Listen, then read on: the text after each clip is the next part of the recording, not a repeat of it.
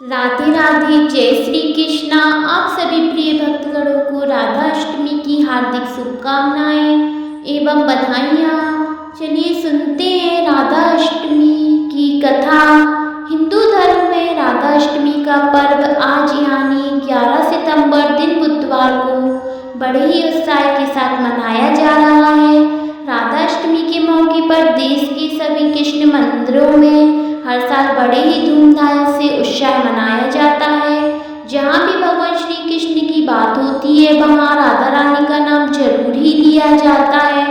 मान्यता है कि भगवान कृष्ण के जन्म से ठीक 15 दिन बाद राधा का जन्म हुआ था। यही वजह है कि कृष्ण जन्माष्टमी के बाद राधा अष्टमी का पर्व भी मनाया जाता है। हर साल भादव माह के शुक्ल पक्ष की अष्टमी तिथि को राधा अष्टमी का उत्साह देश भर में मनाया जाता है, लेकिन वृंदावन, मथुरा और बरसाना में इसका खास महत्व है। इस दिन राधा रानी की पूजा करने के साथ व्रत भी किया जाता है।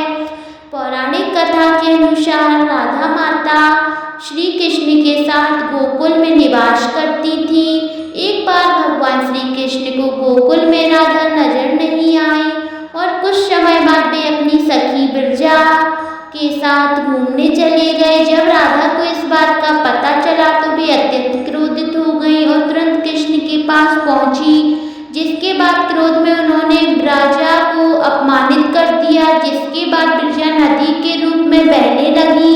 देवी राधा का यह चमत्कार, यह व्यवहार श्री कृष्ण के मित्र सुदामा को अच्छा नहीं लगा और वह देवी राधा को बुरा कहने लगा। उसके बाद बिना किसी विचार के श्री रामा ने राधा को श्राप दे दिया कि वे पृथ्वी पर जन्म लेंगी। श्री रामा ने श्राप मिलने के बाद राधा ने भी उन्हें श्राप दिया कि वे राक्षस कुल में जन्म लेंगे। इसी श्राप के परिणाम स्वरूप श्री रामा का जन्म शंखचूड़ दानव के रूप में हुआ और जो आगे चलकर भगवान विष्णु का महान भक्त बना। दूसरी ओर राधा ने पृथ्वी पर वृषभानु जी के घर पुत्री के रूप में अवतार लिया। राधा के जन्म वृषभानु जी के घर तो हुआ, लेकिन देवी कीर्ति के गर्भ से नहीं। जब राधा और सुदामा ने एक दूसरे को श्राप दिया तब भगवान श्री कृष्ण ने कहा था कि राधा को वृषभानु और देवी कीर्ति की पुत्री बनाकर पृथ्वी पर रहना होगा। मनुष्य योनि में आपके विवाह का संबंध एक वैश्य से होगा जो मेरे ही अंश का अवतार होगा। इस प्रकार आप पृथ्वी पर भी मेरी ही सहेंगिनी रहेंगी, लेकिन हमें पृथ्वी पर अलग होने का दुख सहना पड़ेगा। इसके बाद भगवान श्री कृष्ण ने राधा से कहा कि आप मनुष्य योनि में जन्म लेने की तैयारी करें। संसार के सामने वृषभानु जी की पत्नी गर्भवती हुई और जिस प्रकार एक शिशु का जन्म होता है उसी प्रकार देवी कीर्ति का भी प्रसार हुआ। हालांकि वास्तव में राधा का जन्म उनके गर्भ से नहीं हुआ था। भगवान की माया ने उनके गर्भ में वायु आ गई थी और उसी वायु से राधा का प्रकट हुआ। प्रकट के समय देवी कीर्ति की पीड़ा हो रही थी और उसी समय राधा के रूप में एक सुंदर कन्या का जन्म हुआ।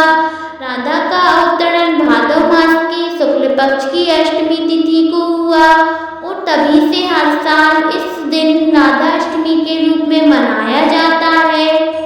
हिंदू धर्म में राधा अष्टमी का विशेष महत्व है।